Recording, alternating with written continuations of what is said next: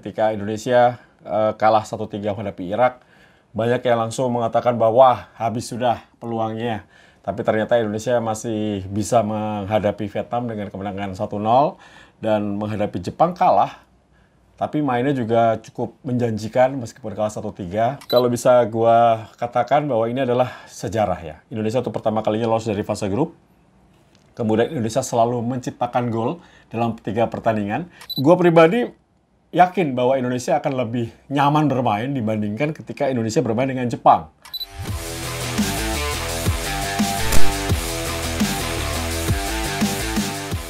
Di atas kertas semuanya indah, di atas kertas semuanya sempurna. Meskipun dalam kenyataannya tidak sesuai dengan ekspektasi kita. Tinggal bagaimana kita menyikapinya. Nah, kali ini gue sedang berbahagia.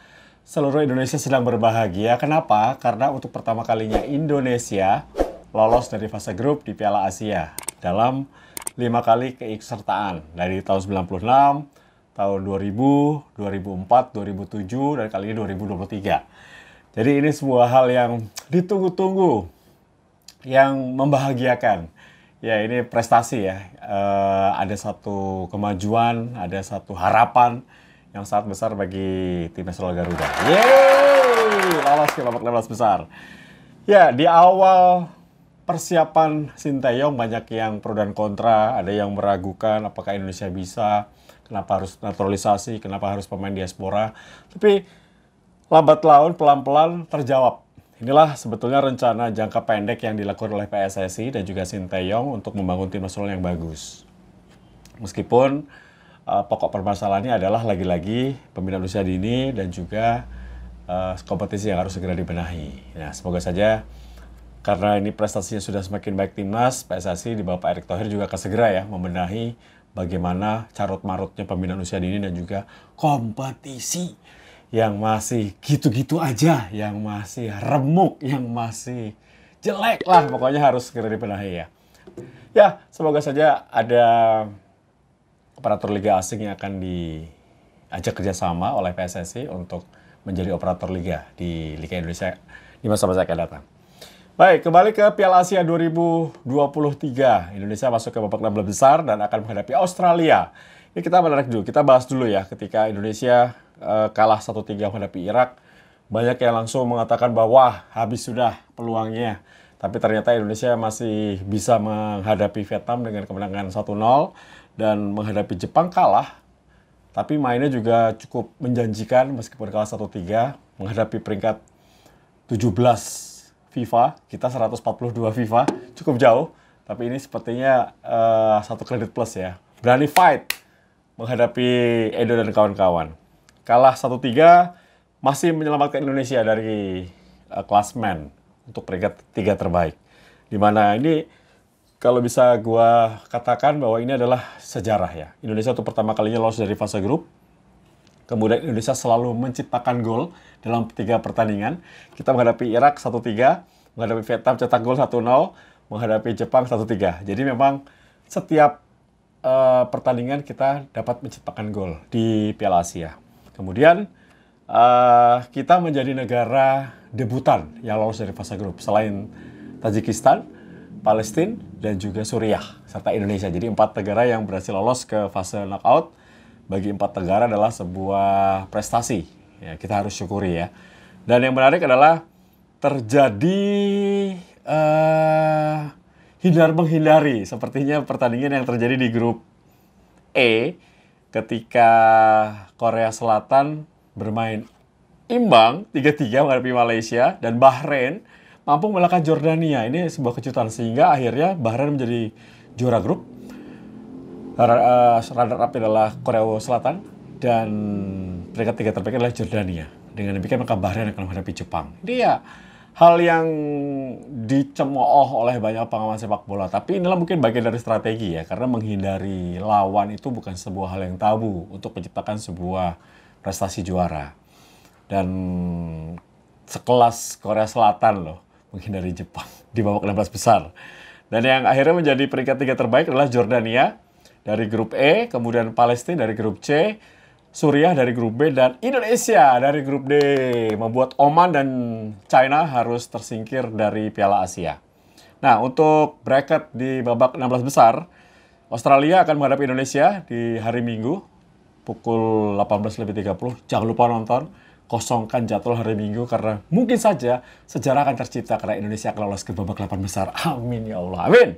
Kemudian Tajikistan akan menghadapi Uni Emirat Arab, Irak akan menghadapi Jordania, Qatar akan menghadapi Palestina, Uzbekistan menghadapi Thailand, Saudi Arabia akan menghadapi Korea Selatan, Bahrain akan menghadapi Jepang, dan Iran akan menghadapi Suriah.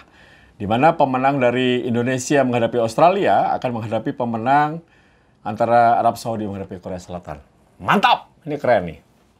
Oke, bagaimana peluangnya Bung Tio menurut Bung Tio di Piala Asia nanti di babak 16 besar untuk Indonesia? Ini gue pribadi yakin bahwa Indonesia akan lebih nyaman bermain dibandingkan ketika Indonesia bermain dengan Jepang atau bermain dengan Irak. Australia memang posturnya tinggi-tinggi, tapi mereka tidak memiliki kecepatan yang mungkin bisa dieksploitasi dengan kecepatan dimiliki oleh para pemain Indonesia. Jadi kalau lihat dari formasi terakhir kita main ya, kita akan lihat dulu formasi terakhir Indonesia menghadapi Jepang. Ini memang unik ya. Semua orang berkata kenapa Egy main? Kenapa bukan Asnawi? Kenapa nggak Senpati Nama aja yang main? Kenapa nggak si A, si B, si C, si D? Itu hak prerogatif seorang pelatih. Meskipun kita mempertanyakan kenapa posisi dipasang oleh Egy. Ini di belakang, permainan yang sangat baik, Justin Hubner dan juga Sandy Walsh, gue rasa harus tetap diberikan kesempatan bermain sejak awal. Rizky Ridho juga. Rizky Ridho ini salah satu pemain lokal yang semakin baik, semakin tenang di lini belakang. Kita lihat, dari penjaga gawang ya, Redo Ari. Sepertinya akan tetap dipasang. Kemudian di belakang ada Rizky Ridho, Jordi Amat pastinya, dan juga Justin Hubner. Kemudian Sandy Walsh di kanan. Di kirinya mungkin Pratama Arhan, karena mainnya cukup bagus. Nah, yang menarik adalah di depan dari Sandy Walsh ini antara Yaakob Sayuri atau Asnawi Mangku Alam. Nah, kalau Asnawi David mungkin Asnawi. Di tengah Ivar dengan Marcelino Ferdinand. Kemudian di depan adalah Rafael Strijk. Jadi menurut gua perubahan mungkin akan terjadi di posisi Egy. Egy tidak dimainkan, mungkin itu akan dipasang posisi dari Asnawi Mangku Alam. Jadi hampir sama dengan susunan pemain yang diturunkan menghadapi Jepang. Hanya saja memang posisi Egy Maulana Fikri akan digantikan oleh antara Asnawi Mangku Alam atau mungkin bisa dipasang Senpati Nama ya. Tapi Senpati Nama jadi bek kiri. Jadi Senpati Nama depannya Arhan, nah di kanannya Sandy Walsh, depannya Asnawi atau Yaakob Sayuri. Jadi menurut gua hanya satu pergantian pemain atau dua, tapi sepertinya permainan menghadapi Jepang itu oke juga. Pertahanannya rapi, kemudian bisa mencuri counter attack dari kecepatan yang dimiliki oleh sayap-sayap kita. Yaakob Sayuri semoga bisa bermain seperti halnya ketika menghadapi Irak. Terus Marcelino juga bisa main lepas.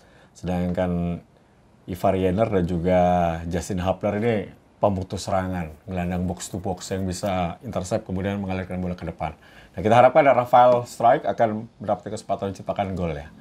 Sayangnya Sananta masih cedera ya. Kalau Sananta fit ini pasti bisa jadi opsi. Karena gue tidak melihat Hoki Caraka, Dimas dan Dendi ini siap untuk partai-partai penting seperti ini.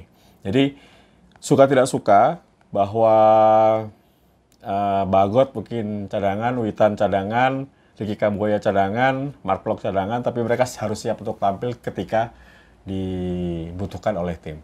Jadi kalau berapa persen Bung Tio Indonesia akan bisa lolos ke babak 8 besar atau mengalahkan Australia? Australia ini bukan tidak bisa dikalahkan.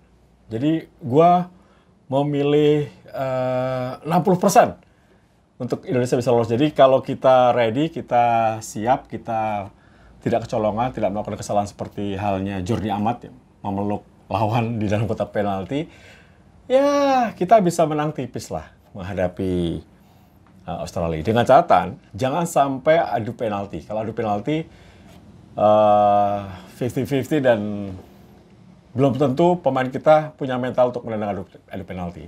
Ingat, Leicester City juara adalah tim mediocre. Kemudian Eropa dulu, Denmark pernah jadi juara Eropa. Yunani pernah jadi juara Eropa. Mereka tidak diperhitungkan, tapi dengan tekad bulat, kerja keras bisa. Semoga saja takdirnya Indonesia bisa lolos dari babak 16 besar ya. Ini udah tanggung gitu, udah bisa lolos fase grup. Cetak lagi sejarah yang lebih tinggi lagi. Why not gitu. Kita nggak usah mikirin lain dulu, kita fokus dulu Australia, lawan Australia kita bisa menang, baru kita pikirkan lawan berikutnya. Semoga hasil ini mempersatukan bangsa ya. Capek juga melihat bangsa ini dipecah belah dengan pilpres. Semoga saja sepak bola atau tim nasional ini mempersatukan bangsa Indonesia.